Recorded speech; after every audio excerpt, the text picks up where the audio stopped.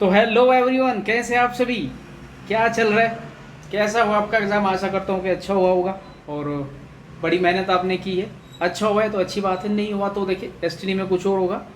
इसमें डिमोटिवेट होने की कोई भी ऐसी ज़रूरत मुझे लग नहीं रही है। ठीक है, अच्छा हुआ है तो बहुत अच्छी बात है। वैसे पेपर का हिसाब से देखा जाए तो इतना टफ था नहीं जितना सब लोग सोच के चल रहे थे, मान के चल रहे थे। ठीक है, ये वाला जो यहाँ पर जो वीडियो है हमारी, ये सिर्फ मैथ्स वाली है। यानी कि हिमाचल प्रदेश का जो आज एग्ज़ाम हुआ है 15 जून को, 15 जून है आज 2025, जो आज एग्ज़ाम हुआ है हमारा, उसका ये सिर्फ मैथ्स वाला सोल्यूशन। ठीक है जी, बाकी सेक्शन वाइज हम इंस्टाग्राम पे डाल चुके हैं, उसके आंसर की ग्रुप में भेज चुके हैं। ठीक है, आपने चेक कर भी लिया होगा आशा करता हूँ। तो अगर आप आगे आने वाले किसी भी एग्ज़ाम की तैयारी करते हैं तो ये उसके लिए भी बेनिफिशियल होगा। एक एक करके स्टेप बाय स्टेप मैंने हर एक क्वेश्चन का सोल्यूशन किया है यहाँ पर। ठीक है जी, तो देखते हैं आगे एक एक क्वेश्चन करके। क्वेश्चन नंबर 1 हमारा जो था, ये आपको दिख रहा है, the area of trapezium. Trapezium का मतलब है जी समचतुर्भुज। हमने क्लास में देखा था कि समचतुर्भुज होता है, एक साइड ऊपर होती है, एक साइड थोड़ी सी बड़ी नीचे होती है, और यहाँ पर इसका जो ये साइड इधर आके मिलती है। तो देखो कोशिश करना सेम से नहीं बना होगा ऐसे थोड़ा। ठीक है, ये पैरेलल साइड ये वाली होती है, ये एक्स है तो ये वाली साइड हमारी होगी एक्स प्लस कितनी है जी, इसने कहा कि देखिए क्वेश्चन पढ़ते हैं। इसने कहा कि the area of trapezium is 105 centimetre square. इसका एरिया है 105, लेकिन 105 तो है। If one of the parallel sides is longer than the other side centimetre. इसका मतलब है कि यदि एक, पहले तो इसने कहा कि एक इसकी अगर साइड एक्स है तो दूसरी वाली जो है वो 6 सेंटीमीटर लंबी है, तो ये एक्स प्लस 6 हो जाएगी। और इसकी ऊंचाई कितनी है, इसकी ऊंचाई है 7 सेंटीमीटर, ये उसकी ऊंचाई है 7 सेंटीमीटर। तो आपको पता है कि इसका एरिया कैसे निकालते हैं। एरिया क्यों निकाल रहे हैं, क्योंकि क्वेश्चन में हमें एरिया दिया हुआ है। एरिया बराबर होता है जो पैरेलल साइड है हमारा, उनका हम सम करते हैं, उनका योग करते हैं और उसका आधा करते थे, ये फॉर्मूला था। और जो इसकी हाइट थी या ऊंचाई थी उसकी मल्टीप्लाई करते हैं, यानी कि इसकी ऊंचाई है 7, ये क्वेश्चन में दी हुई है तो मैं यहाँ पे यूज कर लूँगा इसको। और एरिया भी दिया है 105। तो आपको पता है कि ये एक साथ रहेगा, क्योंकि प्लस में है, ये एक साथ रहेगा, तो ये इस वाले को मैं उधर भेजूंगा तो ये कहाँ जाएगा, इधर चला जाएगा। ये हो जाएगा 2x प्लस 6 डिवाइड में 2 और इक्वल टू हो जाएगा हमारा 105 डिवाइड में 7, यानी कि ये कट के आ जाएगा 15। और 2x प्लस 6 बराबर हो जाएगा, ये दो भी इधर आके मल्टीप्लाई करेगा तो ये हो जाएगा 30। 2x इक्वल टू हमारा हो जाएगा 24 और x इक्वल टू आएगा 12। लेकिन ये x क्या आया है, x आया हमारी ये वाली साइड। तो ये वाली साइड अगर 12 है तो ये वाली साइड हमारी 18 होगी, क्योंकि 6 आधा था। तो इन दोनों साइड का, दोनों भुजाओं का योग पूछा है, तो 12 प्लस 18, 12 प्लस 18 इसका आंसर आ जाएगा ये 30। ऑप्शन नंबर बी इसका सही था। आई होप आपने सही किया होगा। आसान तो कह सकते हैं, ज़्यादा चीज़ें नहीं है, बट एक मॉडरेट लेवल का मैं कह सकता हूँ। बाकी आगे आने वाले क्वेश्चंस के कंपैरिजन में ये थोड़ा हो सकता था कि पहले क्वेश्चन थोड़ा इतना दिया तो आपको थोड़ी देर के लिए आप उसको स्किप कर सकते थे, मतलब अगर आपको फॉर्मूला याद था तो अप्लाई कर भी सकते थे। अगला क्वेश्चन देखते हैं, क्वेश्चन नंबर 2। एक बर्फ का घन मीटर है, बर्फ का एक घन का मतलब होती है ये क्यूबोर्ड, जो क्यूब या क्यूबोर्ड हमारे घन घन होते क्यूब, कीबोर्ड नहीं है ये, सॉरी ये बना हमें, जैसे मान लिया भाई ये हमने बनाया, एक क्यूब बनाने की कोशिश करते हैं, ये क्यूब। अगर ये एक घन मीटर है, एक घन मीटर का मतलब होता है जी इधर से 1 मीटर, इधर से 1 मीटर, इधर से 1 मीटर, तो इसका वजन होता है 720 किलोग्राम, 720 किलोग्राम। तो इसने कहा कि उसका वजन बताइए, उसका वजन बताइए जिसकी एक भुजा 50 सेंटीमीटर, 50 सेंटीमीटर। अब देखो 50 सेंटीमीटर दे करके यहाँ पे बात करता है मीटर की, तो हमें पहले इसको मीटर में बनाना पड़ेगा। तो 1 मीटर में 100 सेंटीमीटर, तो ये हमारा हो जाएगा 0.5। ये 0.5 इसकी एक साइड आ जाएगी, वन साइड। ठीक है जी, तो अगर मैं इसका आयतन या वॉल्यूम निकालूँ, आयतन, तो आयतन निकलेगा इसका, जो इसकी भुजा है उसका क्यूब कर दिया, तो उसका क्यूब करेंगे तो आएगा 0.125 मीटर क्यूब। अब ध्यान रखना ये मीटर में आएगा, क्योंकि हमने इसको मीटर में बदल दिया है, 0.5 मीटर है अभी ये, बस आंसर आ गया, ये वॉल्यूम है इसका। तो अगर एक घन मीटर 720 किलोग्राम के बराबर है, तो ये कितने के बराबर होगा, तो 0.125 इंटू 720 आंसर हो जाएगा। अब इसको फ्रैक्शन से कैसे हटाएंगे, फ्रैक्शन इसके दशमलव की जगह 1 करेंगे, 3 जीरो और लगा देंगे और यहाँ से दशमलव हट जाएगा। 1 जीरो से 0 कट गई, 25 से कट जाएगा 4 बार, 25 से कट गया ये 5 बार, और 4 से 18, 18 गुना 5 90 इसकी आंसर होगा। डी ऑप्शन इसका सही हो जाएगा। ठीक है जी, इसको मैं फिर से कहूँगा थोड़ा सा मॉडरेट लेवल ही है, इतना आसान भी नहीं था और इतना टफ भी नहीं था कि ना किया जाए। कोई बात नहीं। क्वेश्चन नंबर 3 देखते हैं। ये आसान है। क्वेश्चन में कहा गया एक दुकानदार अपने ग्राहक को 10% का डिस्काउंट देता है। ये कॉस्ट प्राइस है, ये सेलिंग प्राइस है और ये मार्क प्राइस है। डिस्काउंट होता है जी यहाँ पर 10% का डिस्काउंट का मतलब 10 रुपये का सामान था तो 9 का बिकेगा। फिर भी वो 20% का लाभ कमाता है। लाभ होते हैं जी इधर 20% का मतलब 5 रुपये का सामान था तो 6 का बिकेगा। फ्रैक्शन वैल्यू आपको याद होगी, हम इनको सेम कर देते हैं, इधर 9 आ जाएगा। तो ये 45 हो गया, ये 54 और ये 60। ये है कॉस्ट प्राइस। लेकिन क्वेश्चन में कहा है कि लागत मूल्य, लागत मूल्य ही कॉस्ट प्राइस होता है। अगर इसकी वैल्यू हमें 450 दी है तो इसमें गुणा कर दूंगा तो मार्क प्राइस भी हमारा 10 की गुणा होकर के 600 आ जाएगा और 600 इसका सही आंसर होगा। आई थिंक ये आपने बड़ा आराम से कर लिया होगा, कोई दिक्कत नहीं। Question number 4, the mean of A B C D and E. A B C D और डी का मतलब अगर मैं इनको सबको मीन निकालूंगा तो ये से आएगा ऐसे, ये 5 है। लेकिन मैं तो सम निकालूंगा तो 5 इधर जाके गुणा करेगा, तो मैं ये कह सकता हूँ कि इनका सबका जो जोड़ आएगा, इनका सबका जो योग आएगा वो 140 आएगा। और a प्लस सी प्लस ई इनका योग आएगा 24 गुना 3 72। बस आपको क्या करना था, देखिए ध्यान से, इसको माइनस करना था। बस a से a गढ़ जाएगा, c से c और e से e गढ़ जाएगा। इसमें से इसको माइनस करूंगा तो b प्लस डी हमारा कितना आ जाएगा जी 68। और इसने पूछा कि इनका एवरेज बताइए, तो b प्लस डी को 2 से भाग करके इनका एवरेज आ जाएगा 60/2 यानी कि 34। तो इसका आंसर का था 34 था। ठीक है, मैं फिर से मैं समझा नहीं रहा हूँ, मैं सिर्फ सॉल्यूशन कर रहा हूँ इसको। कोई सॉल्यूशन वो कोई क्लास तो है नहीं कि मैं आपको चीज़ें सारी ऐसे समझाऊंगा। एक क्रिकेट मैच है, उसमें 42 गेंद फेंकी गई है और उसमें 8 चौके लगाए हैं, तो उसकी प्रायिकता बताइए जब उसने चौका नहीं लगाया। तो आप ये बताइए 42 गेंद फेंकी, उसमें से 8 बार चौके लगाए, तो चौके कितनी बार नहीं लगे हैं 34 बार। तो यही तो पूछा है उसने कि कितनी बार उसने 4 नहीं लगाया है, तो 34 बार नहीं लगाया कितने में से 42 में से 2 से अगर कैंसिल करूंगा तो 17/21 आ जाएगा।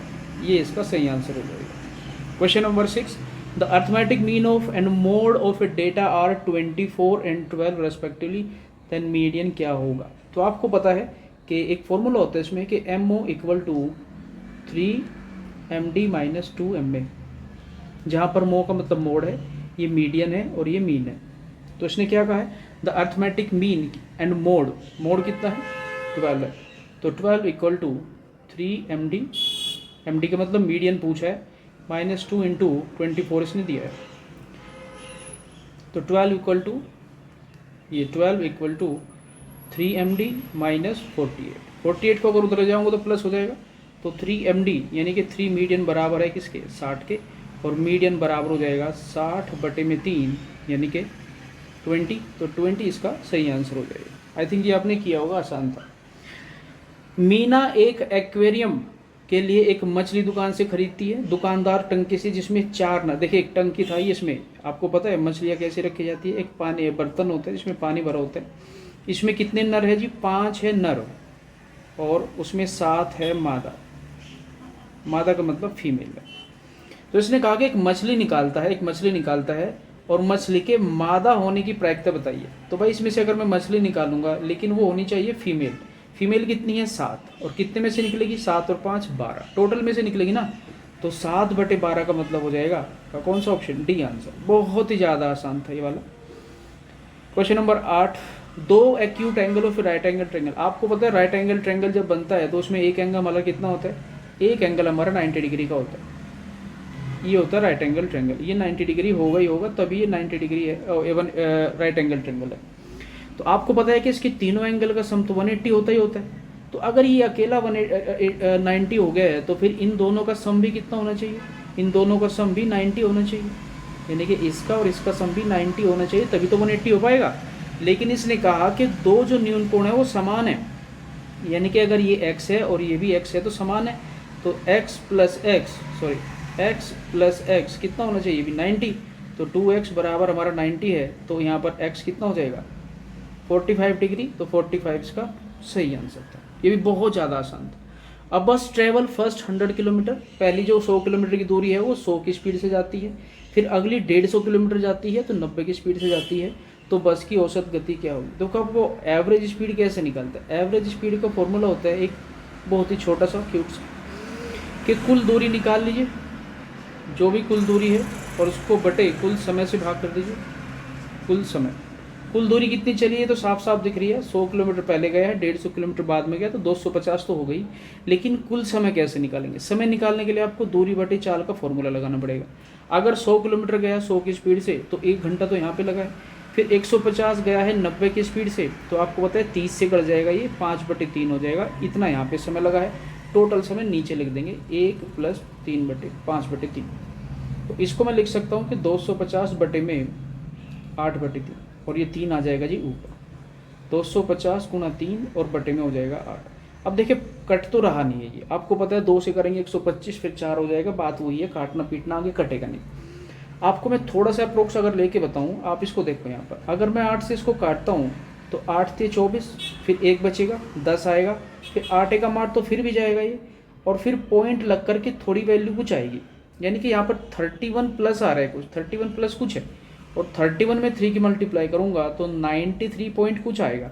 तो यही तो ऑप्शन है इसका, ये इसका सही आंसर है, 93.75। ए ऑप्शन इसका सही था। थोड़ा अप्रोक्स ले सकते थे, टफ नहीं है भाई, टफ तो नहीं कहूँगा मैं इसको। ये हमने क्लास में भरपूर क्वेश्चन मात्रा में किए हैं। कैसे किए इसको कैसे करते हैं? इसको करते हैं जी, जो भी नंबर हमारे पास होते हैं पहले उसको लिखते हैं, फिर उसमें से उसको घटा देते हैं जिसके ऊपर बार नहीं है। 2 के ऊपर बार ही नहीं है तो हटा देंगे, बाकी नीचे क्या आएगा, जिसके ऊपर बार है, 2 नंबर के ऊपर बार है 7 और 3, तो उसके लिए आएगा दोनों, और इन 3 नंबर के ऊपर बार नहीं है 0 0 2, तो उन तीनों के लिए आएगी 0। तो इसमें से घट के आ जाएगा 271 बटे 99000। भाई ये गलत नहीं करना चाहिए था आपको, अगर आपने किया है तो बहुत गलत किया आपने। इसको फ्रैक्शन में लेना भाई, कुछ नहीं है, 65 को 16 से भाग कर देना था, 16 चौका 64, 1 बच गया, दशमलव लगा दो 0, फिर भी छोटा है तो 0 लगा दो, 100 आ गए, फिर 16 छिक्का 96 आएगा। तो कहाँ जा रहे हैं ऑप्शन? चलो या तो ये होगा या फिर ये होगा, एक और कर लेते हैं, ये 96 कर दिया मैंने, फिर आ गया 4, तो 16 दूनी 32 ही हो पाएगा फिर, और कुछ है ही नहीं ऑप्शन। 32 होगा तो ये ऑप्शन हो जाएगा, 32 है तो ये ऑप्शन, ए ऑप्शन इसका सही आंसर। ठीक है, इसको आप ऐसे भी कर सकते थे कि 4 1/16 लिख सकते थे, और 1/16 आपको फ्रैक्शन वैल्यू याद है, फ्रैक्शन वैल्यू अगर आपने परसेंटेज में याद की होगी तब आएगा ना भाई। ये वाला क्वेश्चन मैं कहूँगा थोड़ा सा, ये वाला क्वेश्चन मैं कहूँगा कि थोड़ा सा आपको ठीक ठाक लेवल का। देखिए मैं इसको करता हूँ कैसे। एक घनाभ है, घनाभ आपको पता है कैसे होता है? घनाभ होता है जिसमें लेंथ ब्रेथ और हाइट आपकी अलग अलग हो सकती है। ठीक है, अभी आइडिया के लिए बना रहा हूँ, इसे ज़्यादा सोचने वाली चीज़ है नहीं, चलो बनाते भी नहीं, इसको छोड़ो ना।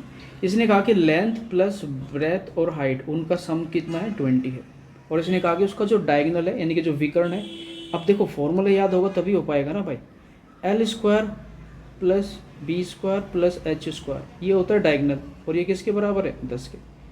और आपको पता है कि जब मैं इसको हटाऊंगा तो दोनों तरफ स्क्वायर करते ही ये हट जाएगा, ऐसे कर दिया, तो ये बराबर आ गया किसके, L² + B² + H² के, और ये इक्वल टू हो गया 100 के। जैसे इक्वल टू 100 हुआ तो इसको मैंने संभाल के रखा। ठीक है, क्यों संभाल के रखा? क्योंकि मुझे यहाँ से थोड़ी चीज़ें चाहिएगी यहाँ पर। अगर मैं इसको भी कर दूँ स्क्वायर तो इसका भी स्क्वायर होगा फिर। और क्यों किया मैंने? क्योंकि आपको पता है कि L + B + A + B + C का स्क्वायर ये होता है L² + B² + C² + twice of LB + BH + LH, और ये बराबर हो जाएगा 400 के। अब ये वाली वैल्यू यहाँ पे रख दूँगा मैं, तो twice of LB + BH + LH बराबर है 400 - 100। ये जो मैंने वैल्यू 100 थी, इसकी वैल्यू उधर ले जाके माइनस कर दी, तो ये आ जाएगा 300। LB + BH + और LH बराबर आ गया 300। तो भाई यही तो पूछा है उसने कि घनाभ का पृष्ठीय क्षेत्रफल बताइए। घनाभ का पृष्ठीय क्षेत्रफल यही तो होता है, ये तो फॉर्मूला होता है, twice of LB + BH + LH, यही है, तो यही इसका आंसर है। क्वेश्चन नंबर बी इसका सही आंसर है, इसको ध्यान रखना। क्वेश्चन नंबर 13, रेक्टेंगल शीट है, एक आयत है ऐसे, एक वाली शीट है रेक्टेंगल, ये वाली शीट, इसका जो पेपर है इसकी लंबाई है 88 सेंटीमीटर और इसकी जो चौड़ाई है वो 28 सेंटीमीटर है। अब इसको क्या किया, मोड़ दिया गया है इसके किसके अनुसार, लंबाई के अनुसार। लंबाई के अनुसार मतलब यहाँ से ऐसे मोड़ दिया इसको, ऐसे ऐसे मोड़ करके गोल बना दिया। तो ये जब गोल बनेगा ऐसे ऐसे सिलेंडर बन जाएगा। ठीक है, सिलेंडर आप जानते ही है, ये सिलेंडर बन जाएगा। तो जब ये नीचे गोल घूम के आया ये वाला, ये जो गोल घूम के आया ये वाला, ये किसके बराबर होगा, ये इस पेपर की लंबाई के बराबर होगा, ये वाली लंबाई, और इसको हम बोलते हैं परिधि। नीचे जो सर्कल बना है उसकी परिधि बना है। परिधि का फॉर्मूला 2πr होता है, 2πr, और ये कितना है 88। तो ये तो वैसे याद भी होगा, नहीं पता तो निकाल सकते हैं। रेडियस बराबर हो जाएगा 88/2 और इंटू पाई, और 88/2 इंटू 22/7 होता है, 7 आ जाएगा ऊपर, 22 दूनी 44 से कट जाएगा 2 बार, तो रेडियस हमारा आ जाएगा 14, और बी इसका सही आंसर हो जाएगा। शॉपकीपर अलाउज डिस्काउंट, फिर से वही बात है, cost price, selling price, mark price. इसने कहा कि 20% का डिस्काउंट है, तो 5 की वैल्यू कितने की, 4 की बिकेगी, और फिर भी उसको 10% का फ़ायदा हो रहा है, तो 10 का सामान 11 का बिका है। समान करूँगा तो इसको 4 लिखूँगा, इसको 11 लिखूँगा। ये यहाँ पर 40 आ गया, ये 44 आ गया, और ये कितना, ये आ गया जी 55। अब की बार क्वेश्चन में थोड़ी सी कैलकुलेशन वो कराना चाहता है आपसे। उसने कहा कि कॉस्ट प्राइस जो है वो 40 नहीं 500 है भाई साहब, तो इसकी वैल्यू बताइए कितनी होगी। मैंने कहा कि अच्छा 500 किसकी वैल्यू, 40 की, और मुझे चाहिए किसकी, 55 की, तो कर दी गुणा, 0 से 0 कट गई, ठीक है। या फिर चलो ऐसे कर लो, या फिर 2 से कर ले, तो फिर 2 से कर लेते, ये 2 हो गया और ये 25 हो गया, 25, तो कितना हो जाएगा, 25 पंजे 125, फिर 12 बच गया, 25 पंजे 125, 12 137, 137 को 2 से भाग करूँगा तो 2 6 के 12, फिर 2 से 14, 2 8 16, सॉरी 2 8 16, फिर 2 से 14.5, 687.5, 687. कहाँ, ये रहा ऑप्शन नंबर सी, 687.5 सही आंसर है इसका। Is the difference of mode and median of a data is 24। आपको फिर से वही फॉर्मूला लगाना पड़ेगा, MO बराबर 3MD माइनस 2MA, ये लगते हैं, जहाँ पर MO का मतलब मोड है, MD का मतलब मीडियन है, और MA का मतलब मीन है, मीन, MEAN, ए से मीडियन, ध्यान रखना इसको। अब लग देते हैं, ये तो मोड है ना, तो इसने कहा कि ये पूरी वैल्यू किसकी है, मोड की है, यानी कि एक तो ये वाली वैल्यू कहता है कि ये वाली वैल्यू ले लो, मोड तो हो गया ये सिर्फ मोड है भाई। Difference of mode and median, median क्या है, फिर से हमारा क्या है, MD है, ये MD है, ये तो मीडियन है, और ये बराबर है किसके, 24 के। तो इसने कहा कि डिफरेंस बताइए मीडियन यानी कि MD और MA का डिफरेंस बताइए। तो MD यहाँ पे देखो, अगर इसको मैं ओपन करूँगा तो 3MD माइनस MD और माइनस 2MA बराबर हो जाएगा 24 के। यहाँ पे बच गया 2MD माइनस 2MA बराबर 24, 2 कॉमन आ गया, तो MD माइनस MA 2 बाहर और बराबर 24, 2 इधर से काट देगा इसको 12 बार, तो इन दोनों का डिफरेंस आ जाएगा 12, यानी कि मीडियन और मीन का डिफरेंस आ जाएगा कितना, 12। आसान था, ये भी फॉर्मूला याद था तो हो जाएगा। Exterior angle of a triangle is equal to 100 degree. मैंने क्लास में भाई बताया था, लास्ट में जब हमने ट्रायंगल्स अलग से किए थे वहाँ पे मैंने समझाया था आपको कि मैंने बताया था कि एक्सटीरियर एंगल कौन सा होता है और इंटीरियर कौन सा होता है, ठीक है। जैसे ये त्रिभुज है यहाँ पर, अगर मुझे इसका एक्सटीरियर एंगल निकालना है तो इसका एक्सटीरियर एंगल, इस लाइन को आगे बढ़ाऊंगा तो ये वाला होगा एक्सटीरियर, और ये कितना है, ये है 100, ये है 100। तो अगर ये 100 है तो मैंने आपको बताया था कि इस 100 का जो सम होगा, यानी कि ये वाला जो सम होगा इसका और इस वाले का जो सम होगा ये बराबर होता है, और इसने कहा कि ये समान है।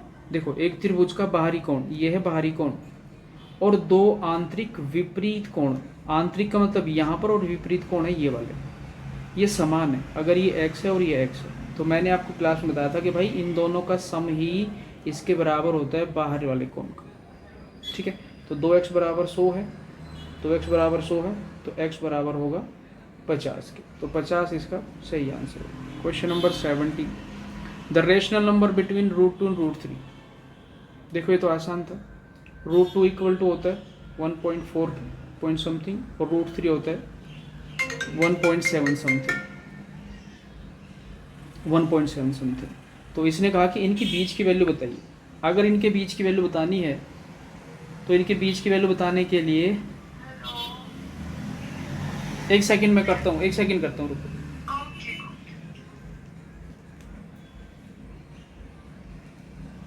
देखिए अगर इनकी मुझे बीच की वैल्यू निकालनी है तो इनके बीच की वैल्यू क्या होगी भाई, ऑप्शन से देख लेते हैं। अगर मैं कहूँ कि देखिए, अगर इसने कहा कि इनके बीच की वैल्यू बताइए तो ऑप्शन में चलते हैं। ये वाला ऑप्शन तो है नहीं, क्योंकि 1.8 तो इससे ज़्यादा हो जाएगा, तो ये नहीं होगा। ये वाली रैशनल वैल्यू हमारी है ही नहीं, क्योंकि √2 √3 इरेशनल वैल्यू होती है भाई, इरेशनल। ऐसी वैल्यू जो वर्गमूल के अंदर हो, वो किसी का स्क्वायर ही ना हो, वो होती है इरेशनल। और ये भी इरेशनल है, तो ये भी नहीं होगी। तो इन दोनों के बीच में हमारी वैल्यू बैठ रही है जी 1.5, जो इसके बिल्कुल बीच में ही तो है। यही इसका आंसर है 1.5। क्वेश्चन नंबर 18, ये तो बड़ा आसान था। देखो 32 को मैं कितना लिख लूँगा, 2 की पावर 5, और 12 की कितनी है, ये है 32। पहले क्वेश्चन लिख लेते हैं अगर आपको नहीं दिख रहा है तो।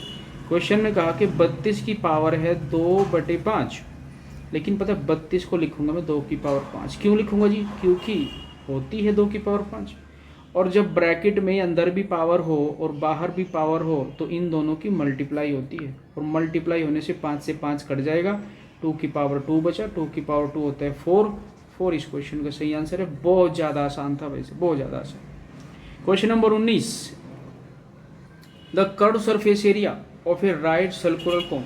एक कोन है, तो कोन अगर है उसका पता है आपको कि उसका कर्व सरफेस एरिया πRL, जहाँ पर पाई का मतलब है 22/7, आर का मतलब रेडियस, और एल का मतलब होती है ये तिरछे वाली हाइट। और तिरछे वाली हाइट तो बड़ी साफ साफ दी है उसने कि स्लैंट हाइट 10 है, 7 से 7 कट गया, 22 × 10 हो जाएगा 220। 2 सेकंड का क्वेश्चन नहीं था ये वाला, छोड़ने वाले क्वेश्चन नहीं है भाई साहब। द डेसिमल फ्रेम, अरे ये तो बड़ा आसान है। 4 1/8 लिखा है, आपको पता नहीं 1/8 कितना होता है, 1.25, बट ऑप्शन में देखना पड़ेगा 4.125। और भी कुछ नहीं था तो 8 चौक 32 और 1 इसको लिख देते 33, 8 से भाग कर देते तब भी आ जाएगा 4.125 इसका सही आंसर। ठीक है जी, तो ये था हमारा मैथ सेक्शन का सॉल्यूशन, जिसमें 20 क्वेश्चन थे हमारे। अगर आपने 20 में से अराउंड 15 to 16 अगर किए हैं, 15 to 16 या 15 तक भी किए, 14 15 तक भी कोई दिक्कत नहीं है, क्योंकि 2 क्वेश्चन 1 2 3 क्वेश्चन मुझे लगे ऐसे जो थोड़े से लेंदी हो सकते थे, तो उनको स्किप करना। कुछ क्वेश्चन तो बहुत ज़्यादा आसान थे, ठीक है, जो हम सोच के चल रहे थे कि भाई ज़्यादा टफ आएगा, और हम क्वेश्चनों का लेवल जो हाई कर रहे थे, ऐसा कुछ नहीं हुआ है। तो इसमें कोई कुछ कर भी नहीं सकता भाई, हम तो एक्सपेक्ट लेके चल सकते हैं कि पेपर ऐसा होगा वैसा होगा, पता तो किसी को होता नहीं है, बट कोई दिक्कत नहीं है। हुआ तो अच्छा, नहीं हुआ तो कोई नहीं, कुछ और डेस्टिनी में होगा, कोई दिक्कत नहीं है। जैसी चल रही है लाइफ चलती रहेगी, इसमें कोई दिक्कत नहीं है। आशा करता हूँ कि आपको ये थोड़ा अच्छा लगा होगा, इसको शेयर कर देना जिसने भी पेपर दिया है। कोई भी डाउट होगा कमेंट बॉक्स में पूछ लेना, या फिर नंबर तो आपके पास है ही, कोई दिक्कत नहीं है। किसी भी प्रकार का कोई भी डाउट हो तो मोस्ट वेलकम, ठीक है। बाकी मिलते हैं आगे next video. Thank you so much.